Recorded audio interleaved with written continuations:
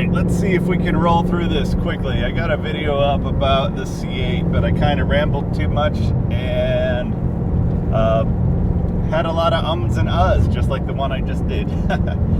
Anyway,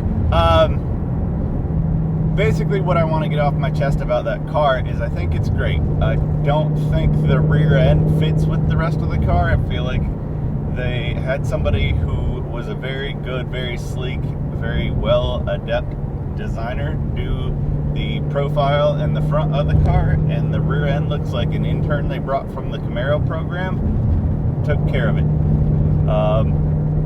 That is my biggest concern with the actual aesthetics of the car. Mechanically, it bums me out that they don't have a manual. I'm hoping at some point in time there is a special edition, be it Z06 or ZR1 or something new that does have a manual transmission. That would be awesome. It appears from all the other existing auto media that that's probably not going to happen, but we shall see in time. If enough people, like myself, whine about it, then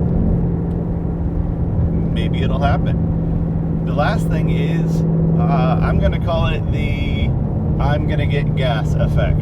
So, with that car having the general look of a mid-engine sports car, almost supercar, and let's be honest, with the sub 3 second 0 to 60, it's approaching supercar territory. I don't feel bad calling it that, and I'm a Ford guy, so sitting here in our gt-350 calling a Corvette a supercar. So the world has changed.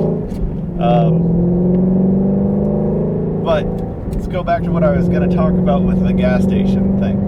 So when you go to a gas station, right, if you're in a rare car, I don't get it much in this, which is awesome, because most people just identify this as a Mustang and don't say anything about it. And if they do identify it as a special edition Mustang, then they obviously know a little bit about Mustangs, so I don't have to talk about ridiculousness. Now, I also have a couple of classic cars, and every time I take those to a gas station, half the time, realistically, 50% of the time I fill up at a gas station with those cars.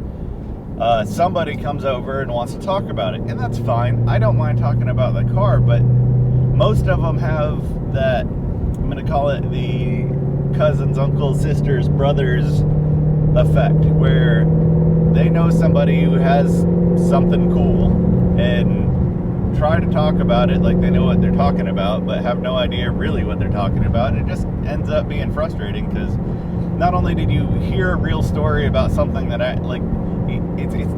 it's not real. Like, nothing they say is actually real, and that's the frustrating part about it. If they were a car person and whatever they're talking about was real, I would stay there and listen and absorb, because I love cars, I love car stories, I love the history and the culture around it.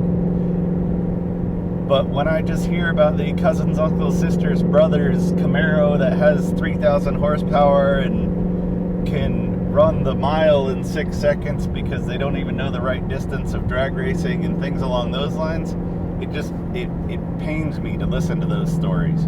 And my biggest issue, and probably my barrier to entry with the Corvette, other than the fact that I tend to be a Ford guy, would be the fact that because it looks like a Lamborghini or a Ferrari just in general shape, we can go with Lotus, any of those cars just in general shape from the mid-engine layout, every time you go to a gas station, somebody's going to wander over and ask you about your Ferrari, Lamborghini, McLaren, Lotus, whatever, and you're going to have to explain that it's a Corvette. And I think that would be the most infuriating part about owning the C8 Corvette.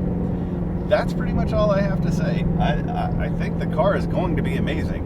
I wish I had a manual transmission. I wish I spent a little bit more time designing the rear end of the car. My favorite pictures of that car are the ones where people have photoshopped twin turbo Lamborghini setups, like the UGR twin turbo mount behind the rear bumper. So they basically Photoshop off the rear bumper of the car and just leave the taillights and show the turbo kit set up from either a UGR or some of the other companies that turbo the Huracan chassis or the R8 or whatever the other one was. I'm brain farting on it right now, but the those are the best looking pictures of the C8. So anyway, in summary, wish I had a manual, wish they did spend more time on the rear bumper, and even if they did both of those things, I still don't think I could daily drive it, because I don't know if I could handle stopping at a gas station and hearing somebody tell me about their brothers, uncles, cousins, sisters, Ferrari, Lamborghini, whatever that they may or may not have, maybe a Fiero or something like that. But anyway, that's all I got. I hope you guys have a good day, and I will talk to you later.